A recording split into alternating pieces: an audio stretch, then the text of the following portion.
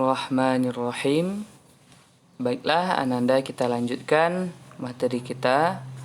Bab 2 tentang meraih berkah dengan sikap jujur dalam muamalah.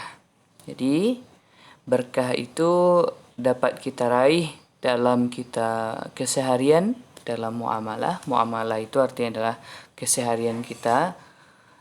Baik itu kegiatan kita dengan orang tua, kegiatan dengan teman, kegiatan dengan guru, kegiatan yang ada keseharian kita itu namanya muamalah. Lalu meraih berkah dengan sikap jujur dalam muamalah yang akan kita raih dalam kompetensi dasar hari ini adalah judul besarnya adalah memahami kandungan Quran surah Al-Mutaffifin ayat 1 sampai 7 dan surat Al-An'am ayat 152 tentang jujur dalam muamalah. Jadi pada pertemuan hari ini kita fokuskan ke surat Al-Mutaffifin ayat 1 sampai 17. Jadi yang akan kita capai pada hari ini yang pertama adalah kita baca suratnya, membaca. Lalu setelah itu kita artikan, lalu kita analisis, kita lihat isi kandungannya. Dan yang terakhir nanti kita akan simpulkan isi kandungan Al-Mutaffifin tersebut.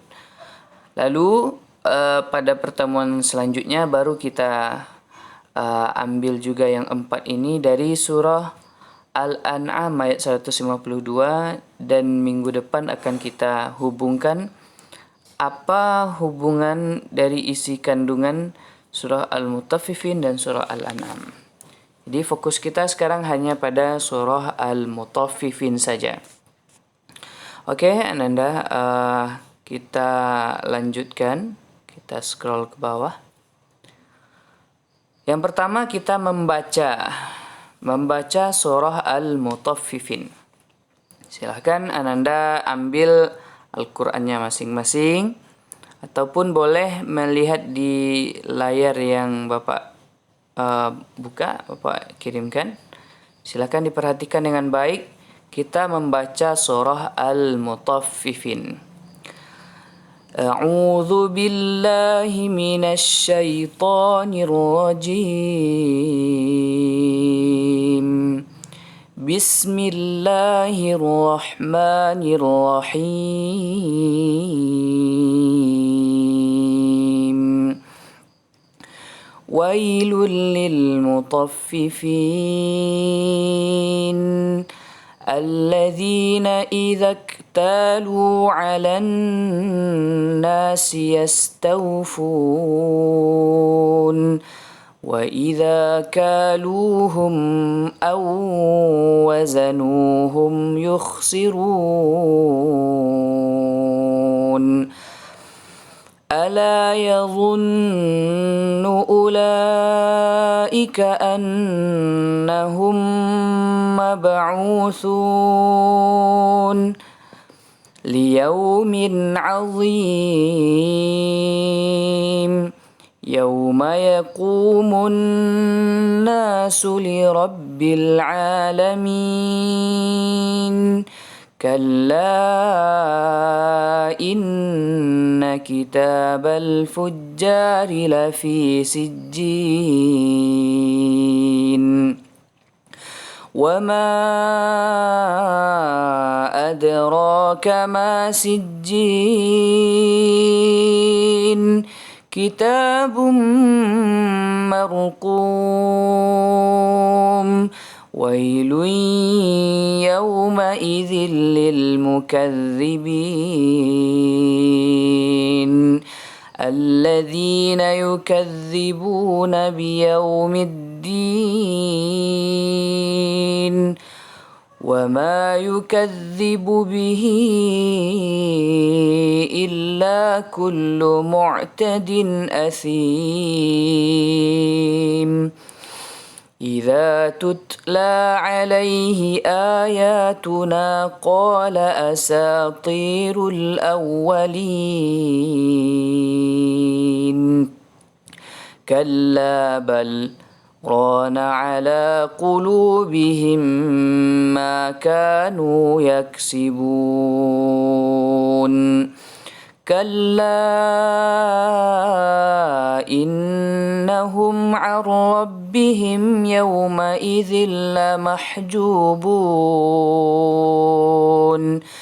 ثم إنهم لصالو الجحيم ثم يقال هذا الذي كنتم به تكذبون